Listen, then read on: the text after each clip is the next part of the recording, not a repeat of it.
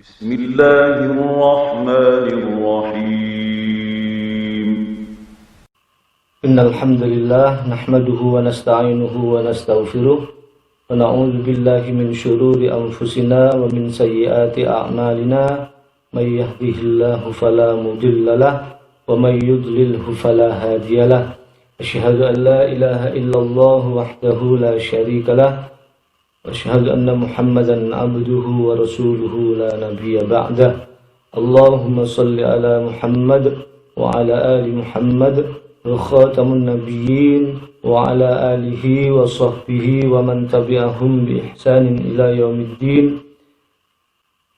Alhamdulillah kita pagi ini bisa berjumpa kembali. Mudah-mudahan Allah selalu memberikan kesehatan lahir dan batin kepada kita sekeluarga, dan mudah-mudahan majelis kita ini mendapat berkah dari Allah dan menjadi ilmu yang bermanfaat bagi kita semuanya, ya, khususnya bagi saya yang menjadi pembicara. Kita tahsin dulu ya, kita belajar baca Quran dulu sama-sama sebentar, paling tidak ya 10 menitan lah ya. Kita buka surah 80, surah Abasa ya. Surah Abasa, surah 80 ayatnya 1 sampai 12. A'udzu billahi minasy syaithanir rajim. Bismillahirrahmanirrahim. Abasa wa tawalla. Kita ulang dua kali ya. Abasa wa tawalla an ja'ahul a'ma. Ditahan ya, dipanjangkan. An ja'ahul a'ma wa ma yudrika la'allahu yazzakka wa ma yudrika la'allahu yazzakka. Ya, sambil perhatikan baik-baik panjang pendek yang saya baca, terus pantulannya tebal tipisnya ya. Aw yadzakkaru fatanfa'ahu dzikra. Aw yadzakkaru fatanfa'ahu dzikra. Amma man istaghna. Ya, hati-hati ya, tidak boleh kepanjangan, tidak boleh kependekan ya. Terus mimnya yang tasdid itu dipanjangkan. Amma man istaghna fa anta lahu tasadda fa anta lahu tasadda wa ma 'alaika alla yazzakka. Nah, ini kadang-kadang kita lemah ini, tasdidnya sampai 3 kali ya. Nah, itu jangan sampai hilang tasdidnya. Alla yazzakka ya, di tasdid. Wa ma 'alaika alla yazzakka wa amma man ja'aka yas'a. Nah, itu ada tasdidnya ya. Wa amma man, nah dipanjangkan. Wa amma man ja'aka yas'a wa huwa yakhsha. Hati-hati wanya tamtik, hati-hati wanya itu modot ya, pendek ya. Wa huwa yakhsha sama-sama. Fa anta anhu talaha. Fa anta anhu talaha. Nah, hanya ditasdid ya. 1, 2. Kalla innaha tadhkirah. Nah, hati-hati. Kita lemah biasanya di panjang ya. Kalla itu ada benderanya panjang gitu ya. Terus habis itu atau mad jaiz munfasil. Kemudian nunnya ditahan. Innaha tadhkirah. Hati-hati zalnya itu memantul, tidak boleh mantul ya. Tadhkirah gitu ya. Kalla innaha tadhkirah faman syaa'a dzakarah. Faman syaa'a dzakarah. Ya.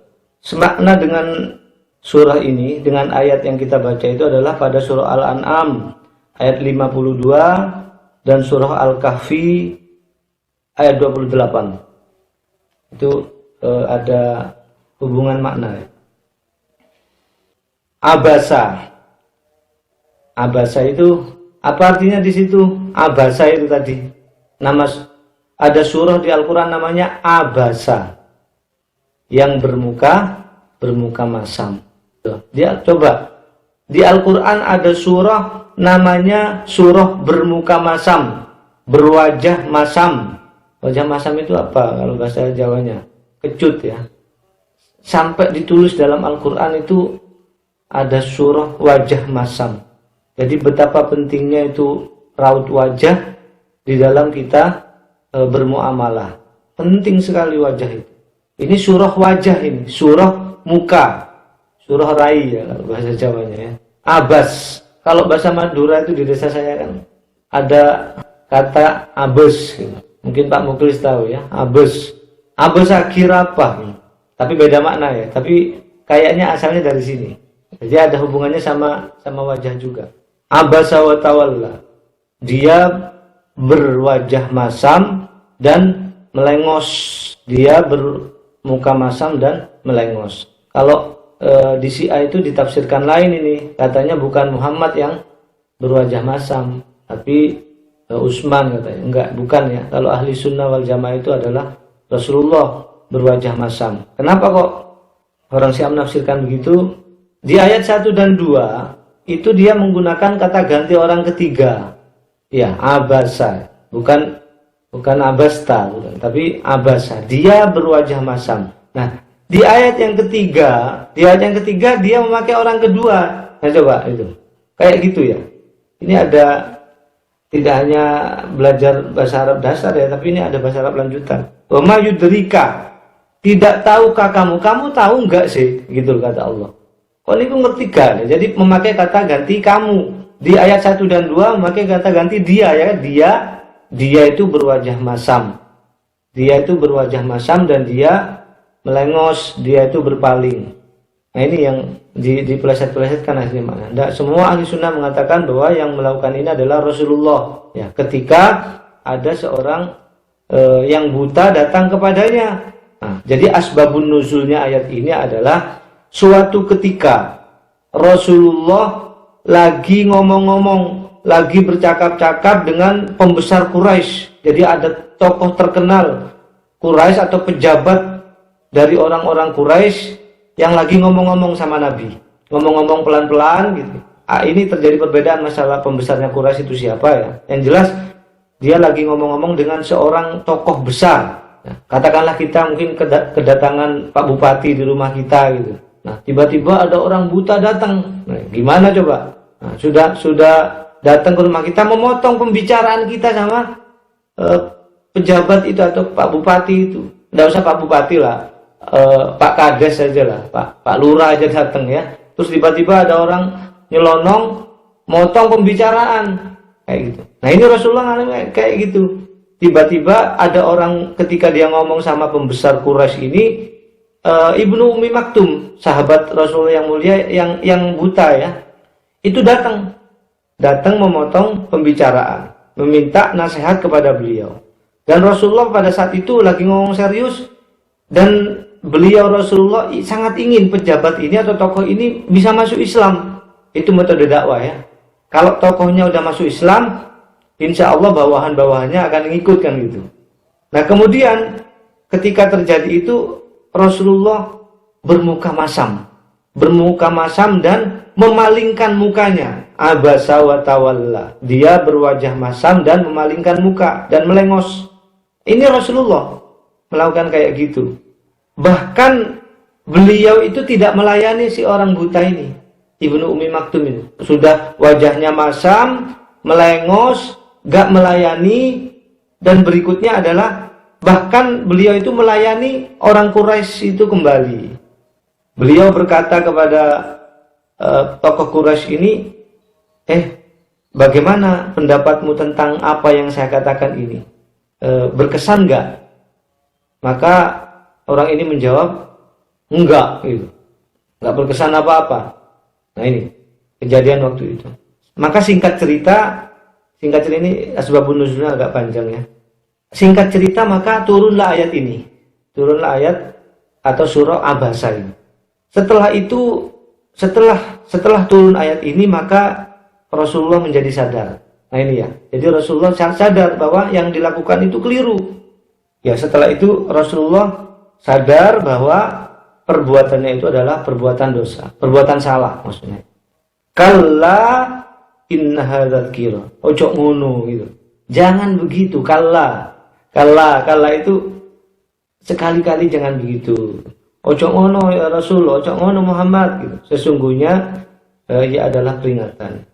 Hikmah dari diturunkannya ayat ini paling tidak ada 4. Yang pertama, jangan memotong atau menyela pembicaraan orang lain. Kalau ada orang lagi ngomong, jangan dipotong. Nah, ini ada berbicara sama orang ya. Yang kedua, jangan terlalu berharap. Jangan terlalu berharap kepada manusia. Bahkan jangan berharap kepada manusia itu masuk Islam. Jangan terlalu berharap maksudnya. Tugas kita apa? Hanya menyampaikan saja. Masalah dia itu menolak, sudah disampaikan, jangan bermuka masam misalnya. Jangan melengos gitu gitu diajarin. Kok tetap aja berlakunya gitu, ya sudah. Diingatkan kalau ketemu lagi. Kalau masalah dia memilih jalan itu ya biarin. Kita nggak ada tugas untuk memaksa. Tugas kita adalah hanya menyampaikan. Yang ketiga, Allah memerintah agar kita menyamakan semua orang dalam menyampaikan pengetahuan. Yang terhormat maupun yang biasa-biasa itu disamakan. Yang miskin, yang kaya, yang buta, yang nggak buta, yang buta atau yang melihat, disamakan. Nggak ada bedanya. Kita dalam menyampaikan agama ini. Tidak usah pilih-pilih. Kemudian yang keempat, kalau sudah sadar, nah ini, kalau sudah tahu akan kesalahan yang kita perbuat, jangan diulangi. Jangan diulangi lagi. Ini hikmah dari ayat ini. Seperti Rasulullah ini, setelah turun ayat itu, setelah diperingatkan oleh Allah, maka Rasulullah selalu berbuat baik kepada Ibnu Ummi Maktum ini. Selalu berbuat baik, selalu memperhatikan dan selalu menghormati. Kalau ke masjid itu, gimana, selalu diperhatikan sama Rasulullah. Beda sama kita ya. Coba kalau kita gara-gara si A misalnya, kita dimarahin sama bos kita. Kita dimarahin, dipanggil bayangkan kita punya bos gitu ya. Kita dipanggil, dimarahin gara-gara si A. Gimana? Setelah dimarahin sama bos, lalu kita berbuat baik nggak kepada si A kira-kira? Nggak mungkin ya. Oh, gara-gara awakmu itu, awas kan gitu. Kita gitu biasanya. Kalau Rasulullah enggak. Nah, dan kita sebagai orang Muslim harus belajar mencontoh Rasulullah ini.